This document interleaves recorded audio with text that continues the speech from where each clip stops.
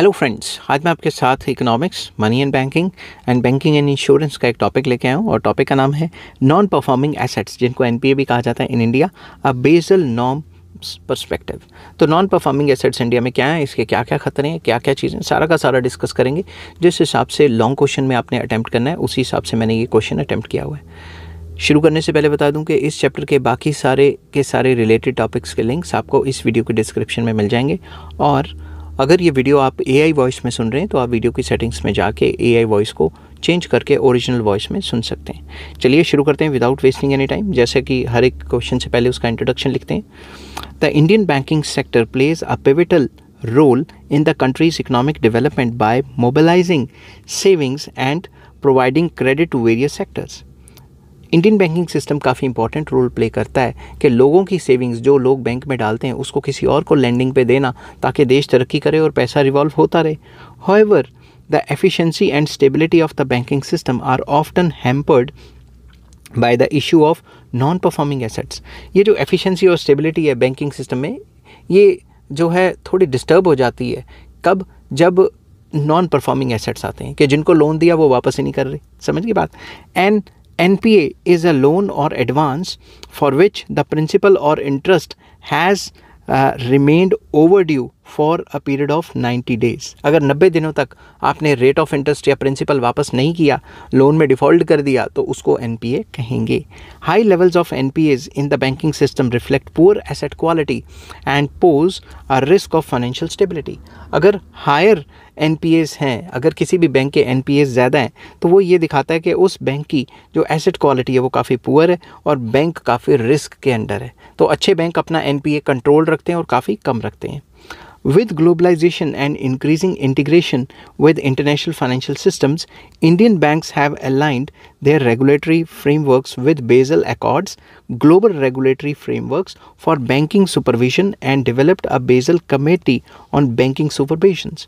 जैसे जैसे ग्लोबलाइजेशन फैल रही है, हमारे बैंक्स वर्ल्ड बैंक्स के साथ मिल के काम कर रहे हैं, तो इंडिया जो है वो बेजल नॉर्म्स को फॉलो करता है, बेजल अकॉर्ड्स को फॉलो करता है। जो बेजल नॉर्म्स 1, 2, 3 आई हैं वो सारी की सारी हम फॉलो करते हैं और उनके भी ऊपर जाके काम करते हैं, जैसा कि मैंने पिछली वीडियो में आपके साथ डिस्कस किया था। ठीक है, अब अंडरस्टैंडिंग एनपीएस क्या होते हैं?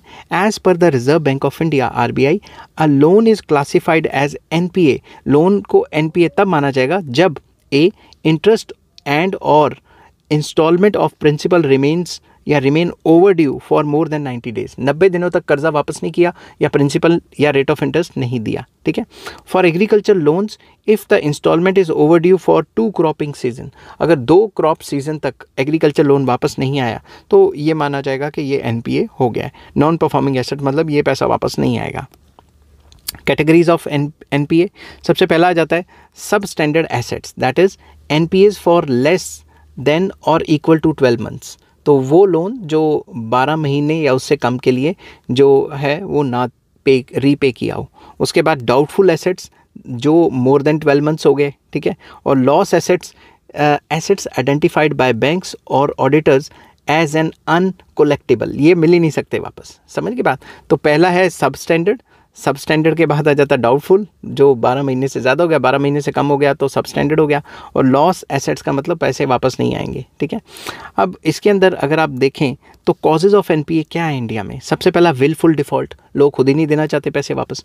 Borrowers deliberately avoiding repayments despite having capacity, उनके पास कैपेसिटी है फिर भी नहीं देना चाहते, तो बैंकों के साथ मिल के उनके एम्प्लॉयज़ को रिश्वतें खिला के डबल ट्रिपल लोन, जिनकी जितनी कैपेसिटी उससे ज़्यादा वो ले लेते हैं और ज़्यादा लोन लेने के बाद वो भाग जाते हैं इधर उधर।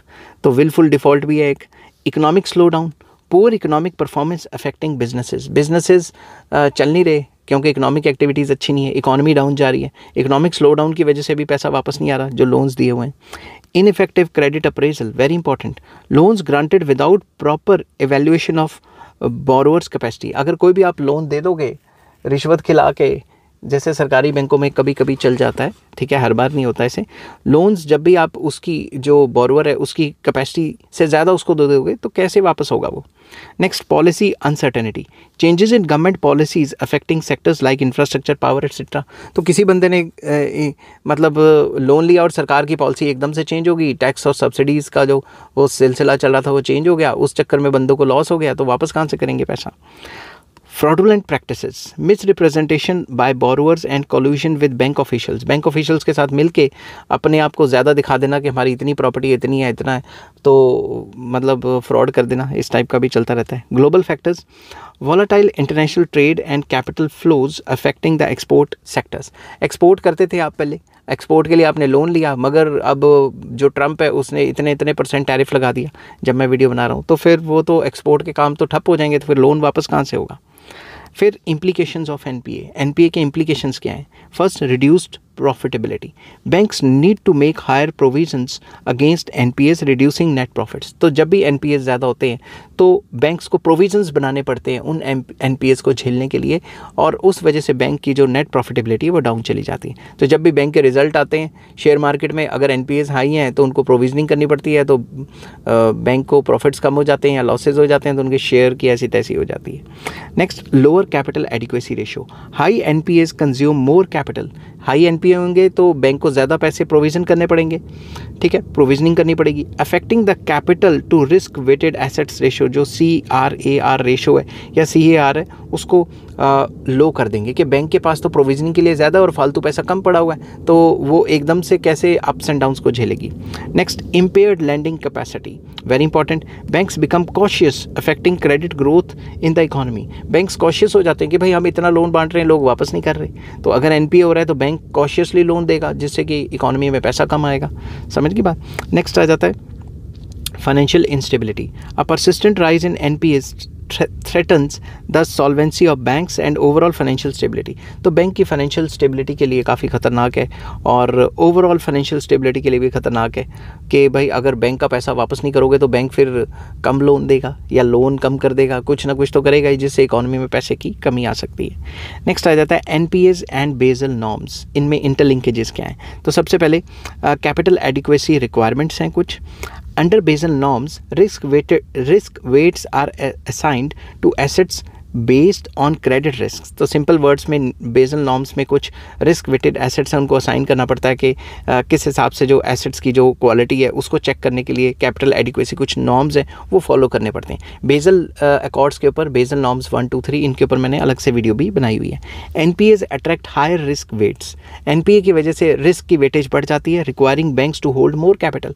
तो जितना एनपीए बढ़ेगा उसमें प्रोविजनिंग बढ़ जाएगी, तो रिस्क वेटेड एसेट्स बढ़ जाते हैं। Provisioning of NPAs directly affects the tier 1 capital under Basel 3। Basel 3 norms के अंदर जो टियर 1 कैपिटल जो बैंक ने अपने पास रखनी है उसमें कमी आ जाती है और वो रिस्की हो जाता है काफ़ी ज़्यादा बैंक्स के लिए। Asset classification and risk weights, NPAs are categorised under defaulted assets often carrying 100% और मोर रिस्क वेटेज। तो इनमें या तो 100% रिस्क होगा या उससे ज़्यादा होगा, तो एनपीए बेसिकली एक डिफॉल्टेड एसेट्स माने जाते हैं। Deterioration in asset quality increases risk wait assets, जिसको आरडब्ल्यूए भी कहा जाता है। इससे लोअर कैपिटल जो एडिक्वेसी रेशियोज हैं CRAR है वो लोअर चली जाती है। सिंपल वर्ड्स में जितना एनपीए करोगे उतना कैपिटल एडिक्वेसी रेशियो है वो गिर जाएगी। Provisioning and capital buffering, very important. RBI mandates provisioning norms for NPAs, for example, that is 15% of the substandard and up to 100% of the doubtful or lost assets। कि RBI ने कहा है कि अगर कोई सबस्टैंडर्ड टाइप का loan है उसके लिए आप 15% की प्रोविजनिंग बनाओ, और अगर कोई डाउटफुल या लॉस्ट एसेट्स है कि वो आना ही नहीं है अब, तो उस केस में आप 100% प्रोविजनिंग करो। तो अगर 100% प्रोविजनिंग करेंगे तो उनके पास खुद के लिए तो पैसा कम बच जाएगा, तो लैंडिंग भी असरदार होगी, वो लैंड नहीं कर पाएंगे, कम कर पाएंगे। Basel 3 requires banks to maintain a capital conservation buffer of 2.5% over the minimum capital requirements to absorb stress from deteriorating assets. अब ये जितने भी डिटेरियोरेटिंग एसेट्स बढ़ते जा रहे हैं एनपीएस की वजह से, उसके लिए जितना भी आप प्रोविजनिंग कर रहे हो उसके ओवर एंड अबव 2.5% का एक कैपिटल कंजर्वेशन बफर भी रखना होगा। तो सिंपल वर्ड्स में एनपीए हो जाते तो इतना ज़्यादा झमेला फॉलो करना मतलब फेस करना पड़ता है। Disclosure and transparency, Under Pillar 3 of the Basel II and Basel III, banks must disclose their NPAs, provisioning, risk exposures and capital adequacy, enhancing the market discipline. तो बेजल 2 एंड बेजल 3 अकॉर्ड्स ये कहते थे, norms ये कहते थे कि जो भी बैंक है उसको बताना पड़ेगा कि कितना एनपीए हुआ है, कितनी प्रोविजनिंग की है, कितना रिस्क एक्सपोजर है और कितनी कैपिटल एडिक्वेसी है, जिससे कि ट्रांसपेरेंसी आएगी और बैंक खुद चाहेगा कि ये कम से कम हो और एक फाइनेंशियल डिसिप्लिन रहता है इसमें। आप कंक्लूड करते हैं इस टॉपिक को। NPAs are a major threat to health of the Indian banking sector. Indian banking sector या सिस्टम को या किसी भी कंट्री के बैंकिंग सिस्टम के अंदर एनपीए एक थ्रेट की तरह देखा जाता है। The adoption of the Basel norms has significantly improved the risk management and capital adequacy framework in Indian banking system. Basel 3 norms के adoption के बाद ये काफ़ी ज़्यादा जो है इम्प्रूव कर गया, ये रिस्की सिस्टम जो चल रहा था अब रिस्क कम है, मगर रिस्क तो है ही है। However, addressing the root causes of NPAs require structural reforms, effective legal framework and continued regulatory vigilance. तो सिंपल वर्ड्स में अगर एनपीएस कम करने तो हमें अपने पूरे के पूरे इकोनॉमी के स्ट्रक्चर में रिफॉर्म्स लाने पड़ेंगे, लीगल फ्रेमवर्क में रिफॉर्म्स लाने पड़ेंगे और जो है रेगुलेटरी विजिलेंस भी रखनी पड़ेगी बैंक्स के ऊपर।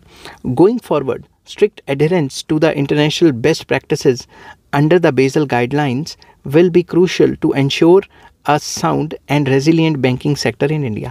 कि अगर इंडिया में और अच्छा करना है तो जो भी बेसल नॉर्म्स आते रहते हैं, इंटरनेशनल स्टैंडर्ड्स आता रहता है, उसी के साथ हमें पैरेलल चलना है। ठीक है, आई होप ये वीडियो आपको पसंद आई होगी। अगर पसंद आती है तो please like, share and subscribe. इस चैप्टर के सारे लिंक्स आपको इस वीडियो के डिस्क्रिप्शन में मिल जाएंगे। Take care, bye bye.